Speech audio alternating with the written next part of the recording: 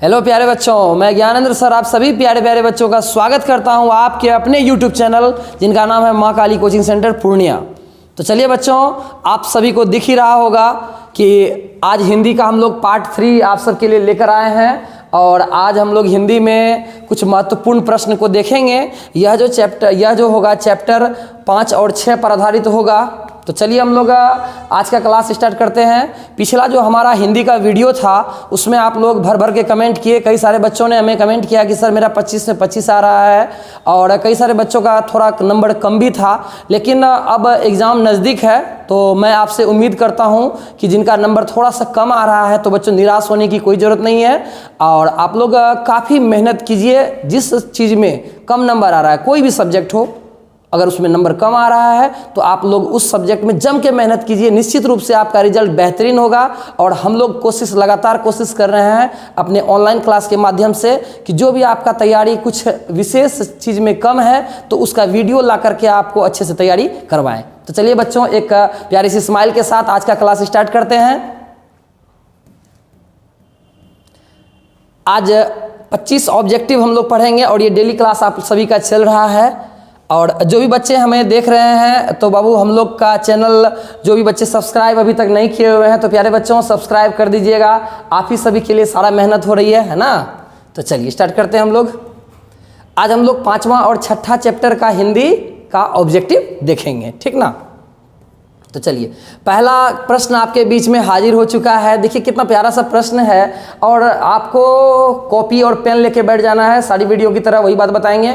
जितना नंबर आएगा सभी बच्चे अवश्य कमेंट में कर दीजिएगा। और हाँ, एक रिक्वेस्ट है आपसे कि कमेंट करने से पहले अपना नाम लिखिएगा, क्योंकि किसी किसी का ईमेल आईडी जो होता है डिफरेंट नाम से होता है। तो ऐसे में क्या होता है कि हम उन बच्चों का कमेंट नहीं पढ़ पाते हैं ना।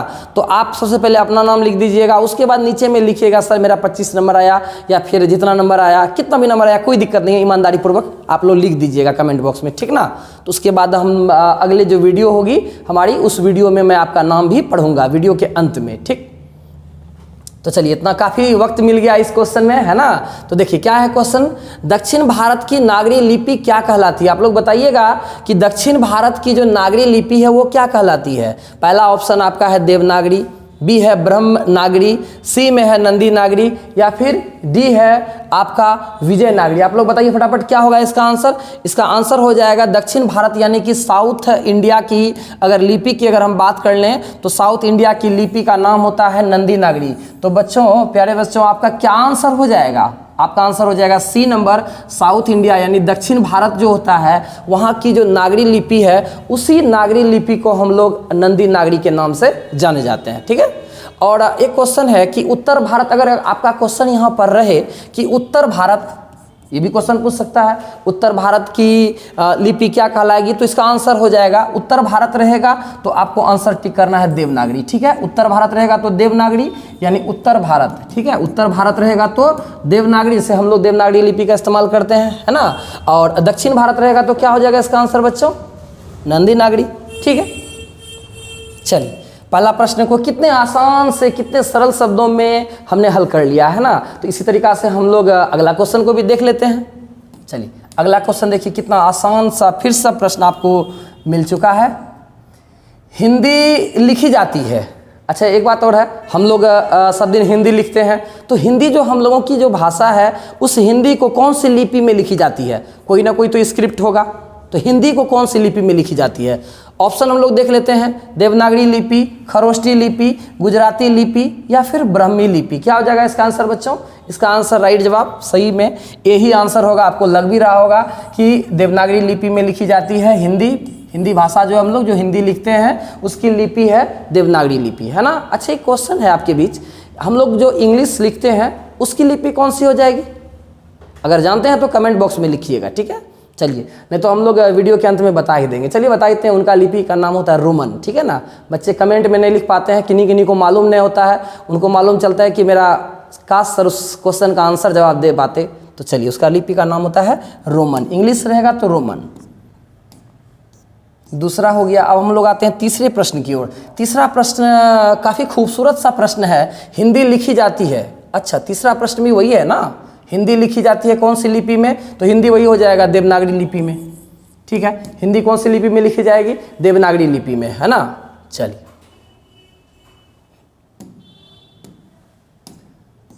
अब आते हैं हम लोग चौथे प्रश्न की ओर। चौथा प्रश्न है कि भारतीय लिपियों की कहानी किसकी प्रसिद्ध रचना है?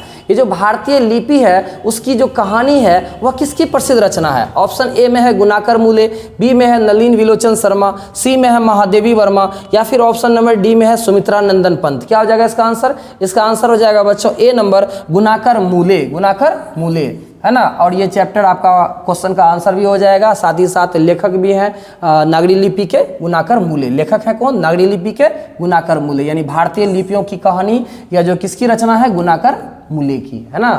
ये सब क्वेश्चन काफी वीवीआई प्रश्न है, ये सब यही सब टाइप का क्वेश्चन एग्जाम में रहता है। चलिए पांचवा प्रश्न है आपके बीच में कि परमार शासक जो हो जाएंगे, ठीक है, परमार शासक, इनको हटा देते हैं। परमार शासक भोज कहाँ के रहने वाले थे? आप लोग बताइएगा, परमार शासक जो भोज थे वो कहाँ के रहने वाले थे? ठीक है। ऑप्शन ए में है धारा नगरी के, बी है मेवाड़ के, सी में है कन्नौज के, या फिर ऑप्शन नंबर डी है अजमेर का। कहाँ का हो जाएगा? इसका आंसर हो जाएगा ऑप्शन नंबर ए नंबर, धारा नगरी का। परमार शासक जो भोज थे वे धारा नगरी के रहने वाले थे। इस टाइप का क्वेश्चन भी पूछा गया, आप लोग देख सकते हैं। क्वेश्चन बैंक एक बार पलट के अवश्य देख लीजिएगा, यह भी क्वेश्चन पूछा गया है एग्जाम में। चलिए पांचवा प्रश्न हम लोग देख लिए। छठा प्रश्न है आपके बीच में 12वीं सदी के केरल के शासकों के सिक्कों पर वीर केरलस्य जो जैसे शब्द हैं वे किस लिपि में अंकित हैं? आप लोग बताइएगा कि जब 12वीं सदी में केरल का जो निकला हुआ था शासक, उनका जो सिक्का था वीर केरलस्य, तो वह जो लिखा हुआ था वीर केरलस्य, उसकी लिपि क्या थी? आप लोग फटाफट बताइए क्या हो जाएगा इसका आंसर? ब्राह्मी लिपि, खरोष्टी लिपि, गुजराती लिपि, देवनागरी लिपि। क्या हो जाएगा बच्चों इसका आंसर? इसका आंसर राइट जवाब देवनागरी लिपि हो जाएगा। ऑप्शन नंबर 4 हो जाएगा इसका आंसर। क्या आंसर हो जाएगा? ऑप्शन नंबर 4, यानी ऑप्शन नंबर 4 हो जाएगा। वीर केरलस्य जो है वैसे लग ही रहा होगा हिंदी है, तो हिंदी है तो देवनागरी लिपि ही होगा। संस्कृत का शब्द है तो देवनागरी लिपि ही इसका आंसर होगा। चलिए 6 प्रश्न को हम लोग देख लिए फटाफट। अब हम लोग आते हैं 7वां प्रश्न। 7वां प्रश्न है रामायण की रचना किस भाषा में हुई थी? आप लोग फटाफट बताइएगा, रामायण जो है उसकी रचना किस भाषा में हुई थी? ऑप्शन ए में है संस्कृत, बी में है हिंदी, ऑप्शन सी में है उर्दू, या फिर ऑप्शन डी में है अंग्रेजी। बताइएगा रामायण को जो लिखा गया है कौन सी भाषा में लिखा गया है? इसका राइट आंसर हो जाएगा option number A Sanskrit. Ramayana की रचना जो हुई है वह संस्कृत भाषा में हुई है। अच्छा एक क्वेश्चन है कि रामायण को किसने लिखा है ना? तो रामायण को बताइएगा, रामायण की रचना किसने की है? इसका आंसर हो जाएगा वाल्मीकि। क्या आंसर हो जाएगा? वाल्मीकि। क्या आंसर हो जाएगा? वाल्मीकि, है ना। अच्छा एक प्रश्न और भी है कि रामायण की रचना चलिए भाई वाल्मीकि जी ने की है, ठीक है, तो महाभारत किसने लिखा? महाभारत किसने लिखा? महाभारत की रचना हो जाएंगे वेद व्यास। महाभारत रहेगा तो कौन? महाभारत को किसने लिखा है? वेद व्यास। महाभारत, है ना। चलिए महाभारत को हो जाएंगे वेद व्यास। क्या हो जाएंगे? वेद व्यास, है ना। महाभारत वेद व्यास, रामायण वाल्मीकि, ठीक है। दोनों का रचना आपको अवश्य याद रखना है। चलिए चलते हैं हम लोग। 7वां तो प्रश्न हो ही गया हम लोगों का। 8वां प्रश्न है कि दोहा कोश किसकी रचना है? आप लोग फटाफट बताइएगा दोहा कोश किसकी रचना है? सोच लिए, सरहपाद की, रसखान की, जीवनानंद दास की, या फिर गुरु नानक की। क्या हो जाएगा इसका आंसर? दोहा कोश। दोहा कोश किसकी रचना है? आप लोग फटाफट बताइएगा क्या आंसर हो जाएगा? इसका आंसर हो जाएगा ऑप्शन नंबर ए सरहपाद की। सरहपाद की रचना है दोहा कोश। यह भी क्वेश्चन पूछा गया है, आप पिछला क्वेश्चन बैंक पलट करके देख सकते हैं, यह भी क्वेश्चन पूछा गया है। लग रहा होगा कुछ अटपटा टाइप सा क्वेश्चन है, लेकिन बच्चों यह क्वेश्चन पूछा गया है।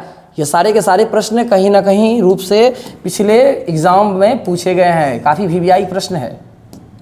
चलिए 9वां प्रश्न है हिंदी के आदि कवि कौन है? फटाफट बताइएगा हिंदी के आदि कवि कौन है? ऑप्शन ए में है चंद्र बरदाई, बी में है अमीर खुसरो, सी में है बिहारी लाल, डी में है सरहपाद। हिंदी के आदि कवि बताइएगा क्या हो जाएगा? हिंदी के आदि कवि कौन है?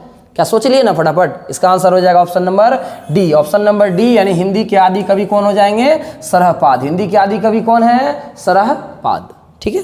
चलिए हम लोग 9 प्रश्न को देख लिए। 10वां प्रश्न है कि एलोरा के कैलाश मंदिर को किस शासक ने बनाया था? आपको मालूम है ना, एलोरा महाराष्ट्र में है, तो महाराष्ट्र में एक मंदिर है बच्चों, उस मंदिर का नाम है कैलाश मंदिर। क्या नाम है?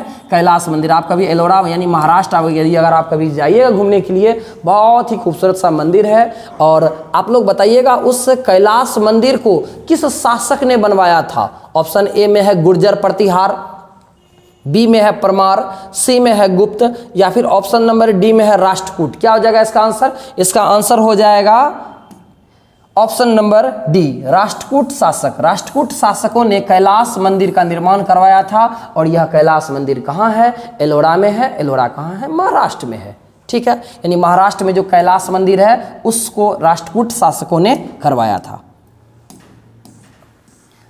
राष्ट्रकूट शासक कृष्ण प्रथम ने करवाया था। ठीक है, वो भी याद रख लीजिएगा आप लोग। चलिए यहाँ आते हैं, उत्तर भारत के नागरी लिपि कब से मिलने लगे? आप लोग बताइएगा। उत्तर भारत जो यानी हम लोगों का उत्तर भारत हो गया, इस उत्तर भारत के जो लिपि है वो कब से मिलने लगे, है ना? तो ऑप्शन नंबर ए में हो जाएगा, शताब्दी पूछ रहा है, 8वीं शताब्दी, बी में है 6ठी शताब्दी, सी में है 9वीं शताब्दी, या फिर ऑप्शन नंबर डी में है 12वीं शताब्दी। आप लोग बताइएगा फटाफट क्या हो जाएगा इसका आंसर। यानी उत्तर भारत में जो नागरी लिपि के जो साक्ष्य मिलने लगे हैं वे कब से मिलने लगे हैं? इसका आंसर हो जाएगा ऑप्शन नंबर ए। क्या हो जाएगा? ऑप्शन नंबर ए, 8वीं शताब्दी से ही नागरी लिपि के जो है उत्तर भारत में सारे के सारे प्रूफ वगैरह मिलने लगे हैं। ठीक है, चलिए 11 प्रश्न को हम लोग देख लिए। 12वां प्रश्न आपके बीच में खूबसूरत सा प्रश्न फिर से आ चुका है कि बांग्ला लिपि प्राचीन नागरी लिपि, बांग्ला जो लिपि है वो प्राचीन नागरी लिपि है किस चीज की? जो बांग्ला जो लिपि है वे हमारे प्राचीन नागरी लिपि की क्या है? बताइएगा, क्वेश्चन अटपटा लग रहा होगा। बांग्ला जो लिपि है वे हमारे जो प्राचीन नागरी लिपि है उसकी क्या है? ऑप्शन नंबर ए है पुत्री, बी में है बहन, या फिर सी में है भगिनी, ऑप्शन नंबर डी में है बहू। बताइएगा क्या होगा इसका आंसर? इसका आंसर हो जाएगा बहन। ये जो बांग्ला लिपि है ना, बांग्ला लिपि वे प्राचीन जो नागरी लिपि है, नागरी लिपि यानी अगर आप कह लीजिएगा इस नागरी लिपि की बहन है कौन? बांग्ला लिपि। क्लियर हुआ?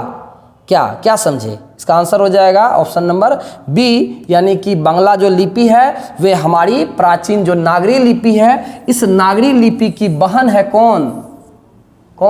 बांग्ला लिपि। बांग्ला लिपि, नागरी लिपि दोनों बहन है। इसका आंसर हो जाएगा ऑप्शन नंबर बी। ठीक है, 12 प्रश्न को हम लोग देख लिए। अब 13वां प्रश्न है, देखिए अब हम लोग अगला छठा चैप्टर में एंट्री कर गए हैं। बहुत ही आसान सा चैप्टर है, बच्चों को बहुत अच्छा लगा था। क्लास में जब पढ़ाया जाता है ये चैप्टर तो बच्चे काफ़ी खुशी हो जाते हैं ना। बहादुर चैप्टर बच्चों का फेवरेट चैप्टर है, बहादुर, है ना। अब हम लोग आते हैं बहादुर चैप्टर। सभी को याद आ गया होगा, बहादुर एक नेपाली बच्चे की कहानी है ना, कैसे वो घर से गया था, क्या क्या हुआ था, कैसे क्लास में पढ़ाया गया है। आज अब हम लोग क्या करते हैं, उसका ऑब्जेक्टिव को देखते हैं कैसा है इसका ऑब्जेक्टिव। ठीक है, इसमें तो सबका लगभग सही हो जाएगा ना जी। ठीक, अब है बहादुर शीर्षक कहानी के लेखक कौन है? फटाफट बताइएगा, बहादुर जो शीर्षक है उसके कहानी के लेखक कौन हो जाएंगे? ऑप्शन ए में है अमरकांत, बी में हजारी प्रसाद द्विवेदी, ऑप्शन सी में है रामविलास शर्मा, ऑप्शन डी में अशोक वाजपेयी। बहादुर के लेखक कौन हो जाएंगे? सही बात है, अमरकांत। इसका आंसर क्या हो जाएगा? अमरकांत। बहादुर के लेखक कौन हो जाएंगे बच्चों? अमरकांत। यानी जो बहादुर है वो अमर है, ऐसे याद कर लीजिए। ट्रिक भी हो गया, चलिए ट्रिक से कोई दिक्कत नहीं है, आप जैसे याद करना चाहें कर लीजिए, लेकिन बहादुर है, अमर है ना। तो बहादुर के लेखक कौन हो जाएंगे? अमरकांत। ठीक, चलिए 13 प्रश्न को हम लोग देख लिए। 14वां प्रश्न आपके बीच में खूबसूरत सा प्रश्न है कि बहादुर अपने घर से क्यों भागा था? आप लोग बताइएगा कि बहादुर जो है वो अपने घर से क्यों भाग गया था? ऐसी कौन सी वजह थी जो कि घर से भाग गया था? ऑप्शन ए में देखिए गरीबी के कारण, बी में है माँ की मार के कारण, सी में है शहर घूमने के लिए, या फिर ऑप्शन नंबर डी है भ्रमवश। क्यों भागा था घर से? तो सही बात है, उनकी माँ ने उन्हें मार दिया था, बहादुर को पिटाई की थी गई, है ना, इसीलिए वह घर छोड़ करके भाग गया था। लेकिन बच्चों ऐसा नहीं करना चाहिए ना। माँ बाप हमें कितना प्यार करते हैं ना।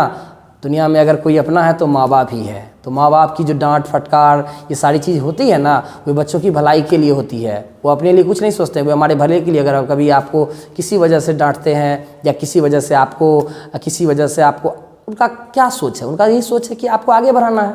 तो वो डांटेंगे नहीं तो कौन डांटेंगे भाई? कोई अपना ही है ना, वही नहीं डांटता है। तो बस बहादुर बेचारा भाग गया था घर से, है ना, माँ ने उन्हें मारा था। 14वां प्रश्न को हम लोग देख लिए। अब है किसका मन माँ से फट गया और रात भर वह जंगल में रहा। बताइए कौन रहा था रात भर जंगल में। ऑप्शन ए में है नरेश, बी में है दिवाकर, सी में है रोशन, ऑप्शन डी नंबर में है बहादुर। बताइए कौन रहा था जंगल में। बहादुर रहा था। अभी हम तुरंत बताएं, बहादुर की माँ ने बहादुर को बहुत पीटा था, है ना, जिस वजह से वह रात भर जंगल में रहा था, है ना। चलिए, भागना नहीं चाहिए था घर से, है ना। चलिए, घर ऐसा सुख कहाँ मिलेगा हमें, है ना। बहादुर शीर्षक कहानी में किशोर कौन था। आप लोग बताइएगा, वो जो कहानी पढ़ाया गया था बहादुर, उस कहानी में बच्चों किशोर कौन था। ऑप्शन ए में है लेखक का पुत्र, बी में है लेखक के साले का पुत्र, सी में है लेखक के भाई का पुत्र, है ना। उसके बाद लेखक का चचेरा भाई। क्या हो जाएगा इसका आंसर। इसका आंसर हो जाएगा लेखक का पुत्र, यानी लेखक जो है उनका पुत्र का नाम था क्या, किशोर। क्या नाम था, किशोर। क्या हो जाएगा, किशोर। लेखक का पुत्र का नाम क्या था, किशोर। ठीक है, याद हो गया होगा सबको। चलिए, 16 प्रश्नों को हम लोग देख लिए। अब 17वां प्रश्न है कि सूखा पत्ता किस लेखक की रचना है। बच्चों, मैंने आपको कई सारे वीडियो में, दोनों वीडियो में हमने आपको एक बात बताया था कि एग्ज़ाम जाने से पहले बच्चों एक काम कर लेना है कि सारे के सारे लेखक का नाम याद रखना है, साथ ही साथ उन्होंने कौन सी रचना की है उनको तो अवश्य याद कर ही लीजिएगा, है ना। देखिए, यह भी प्रश्न पूछा गया है। अब उतना रचना है तो कैसे याद रखेंगे सर। तो क्या करेंगे, उसको स्पेशल कॉपी में नोट करेंगे, तो जो भी चीज़ है उसको कई बार रिवीजन करेंगे तो हमें याद हो जाएगा, है ना। हार नहीं मानना, है ना। चलिए, कहता है क्वेश्चन कि सूखा पत्ता किस लेखक की रचना है। इस चैप्टर से क्वेश्चन है तो इसका आंसर ऑब्वियसली यही आंसर हो जाएगा। लेकिन कई सारा जब एग्जाम में मिक्स क्वेश्चन रहेगा ना, तो वहाँ समझने में हम लोगों को बहुत दिक्कत होता है कि पूरा का पूरा बुक में इसका लेखक कौन है। यहाँ तो अभी बच्चों को लग ही रहा होगा चलो सर उस चैप्टर के रिवीजन करवा रहे हैं तो वही आंसर होगा। चलिए चलते हैं हम लोग, क्या हो जाएगा। ऑप्शन ए में है नलिन विलोचन शर्मा, बी में है हजारी प्रसाद द्विवेदी, सी में है अमरकांत, ऑप्शन नंबर डी में है बिरजू महाराज। इसका आंसर हो जाएगा ऑप्शन नंबर सी। सही जवाब है सूखा पत्ता। सूखा पत्ता के लेखक हो जाएंगे अमरकांत। बहादुर के लेखक अमरकांत हैं वो तो ठीक है, लेकिन एग्जाम में क्वेश्चन अगर पूछ दे सूखा पत्ता का लेखक कौन है तो उसका आंसर भी हो जाएगा अमरकांत। ठीक है, ये भी याद रख लेना है। बहादुर का लेखक आजकल सब जानता है, लेकिन यह क्वेश्चन अगर एग्जाम में पूछ दे तो अब क्या करेंगे, तो ये भी याद रख लेना है कि सूखा पत्ता जिनका लेखक हो जाएंगे अमरकांत। ठीक है, इस चीज़ को भी याद रख के चलना है। अब क्वेश्चन है कि बहादुर यानी दिल बहादुर कहाँ का रहने वाला था। आप लोग फटाफट बताइएगा, बहादुर यानी दिल बहादुर है वो कहाँ का रहने वाला था। ऑप्शन ए में है बिहार, बी में है उत्तर प्रदेश, सी में है नेपाल, ऑप्शन नंबर डी में है भूटान। बताइएगा बहादुर का घर कहाँ था, है ना। अच्छा, एक यहाँ प्रश्न लिखा हुआ है, बहादुर के बगल में लिखा हुआ है दिल बहादुर, ऐसा का है। बहादुर का ही नाम था दिल बहादुर, है ना। बहादुर का नाम से दिल शब्द को उड़ा दिया गया था, इसलिए उसका नाम हो गया था शॉर्ट नेम बहादुर, है ना। लेकिन उसका पूरा नाम था दिल बहादुर। यह भी क्वेश्चन पूछा गया एग्जाम में, तो इसका आंसर हो जाएगा ऑप्शन नंबर सी। नेपाल घर था बहादुर का, है ना। नेपाली बच्चा, हम बताएं तो शुरू में ही कि नेपाली बच्चा था बहादुर। ठीक, चलिए 18 प्रश्न को हम लोग देख लिए। 19वां प्रश्न है कि लेखक अमरकांत ने हाई स्कूल की शिक्षा कहाँ से प्राप्त की थी। आखिर लेखक अमरकांत जो हैं वे हाई स्कूल की शिक्षा कहाँ से प्राप्त किए थे। ऑप्शन नंबर ए में है बलिया, ऑप्शन नंबर बी में है छपरा, ऑप्शन नंबर सी है आरा, ऑप्शन नंबर डी है बक्सर से। इसका आंसर हो जाएगा ऑप्शन नंबर ए, बलिया से। बलिया से उन्होंने हाई स्कूल की शिक्षा प्राप्त की थी। आप लोग जिस प्रकार से हाई स्कूल शिक्षा प्राप्त किए उसी प्रकार से अमरकांत जी बलिया के हाई स्कूल में पढ़ते थे। कहाँ का, बलिया का। और लगता होगा यह क्वेश्चन कि सर ये क्वेश्चन इस टाइप का क्वेश्चन नहीं पूछेगा बच्चों, तो जानते हैं यह भी क्वेश्चन पूछा गया एग्जाम में।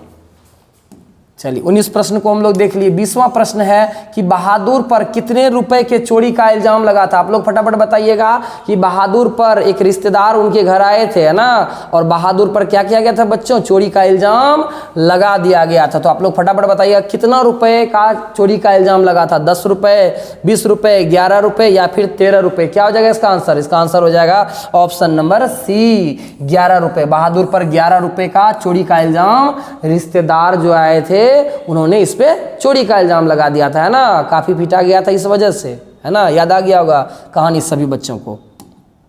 यह भी क्वेश्चन पूछा गया, काफी वीवीआई सब प्रश्न है।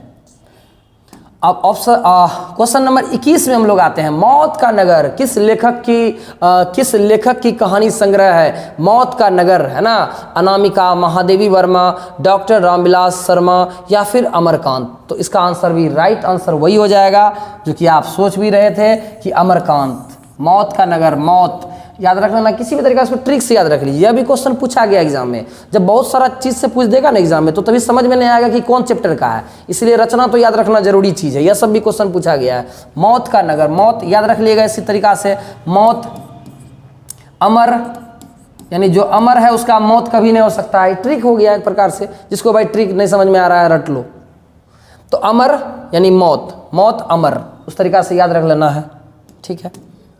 21 प्रश्न को हम लोग देख लिए। 22वां प्रश्न है कि लेखक की पत्नी के रिश्तेदार किस दिन आए थे? अभी तुरंत बताए कि लेखक का जो है उनकी पत्नी के रिश्तेदार आए हुए थे और क्या हुआ था? बहादुर पर चोरी का इल्जाम लगा दिया गया था। तो अब एग्जाम में एक बार क्वेश्चन पूछ दिया था यह प्रश्न कि किस दिन आए थे। आप लोग फटाफट बताइएगा, रविवार को, सोमवार को, बुधवार को, मंगलवार को। क्या हो जाएगा इसका आंसर? जी हाँ, सही जवाब है इसका आंसर रविवार को। लेखक की पत्नी के जो रिश्तेदार थे वो रिश्तेदार कब आए थे? रविवार को, है ना।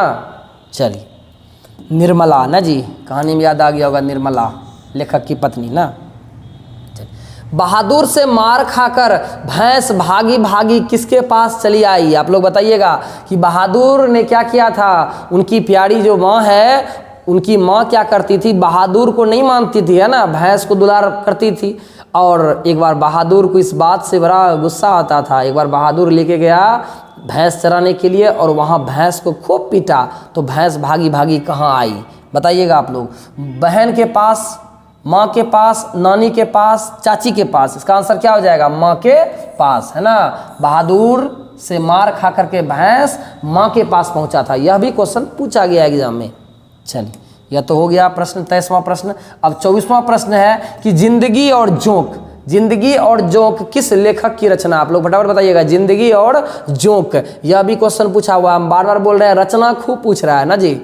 भीमराव अंबेडकर, गुनाकर मुले, अशोक वाजपेयी, अमरकांत। तो जिंदगी और जोंक, ठीक है ना। जिंदगी रहेगी कब? जब रहेंगे अमर, है ना। जब अमर रहेंगे तब रहेगी जिंदगी, यानी इसका आंसर हो जाएगा अमरकांत, ऑप्शन नंबर डी। हम आज रचना को खूब ज़्यादा सा क्वेश्चन उससे उठाए हैं, क्योंकि रचना से क्वेश्चन एग्जाम में पूछ रहा है। अब सिंपल क्वेश्चन तो 2-4 तो रहेगा ही, है ना। तो यानी इसका ट्रिक इस तरीका से याद रख सकते हैं कि अमर यानी जिंदगी रहेगी, यानी अमर रहेंगे तो जिंदगी मिलेगी, है ना। किस तरीका से सोच लीजिए। चलिए, 24 प्रश्न हो गया। अब हम लोग आते हैं बच्चों 25वां और अंतिम प्रश्न के बीच, है ना।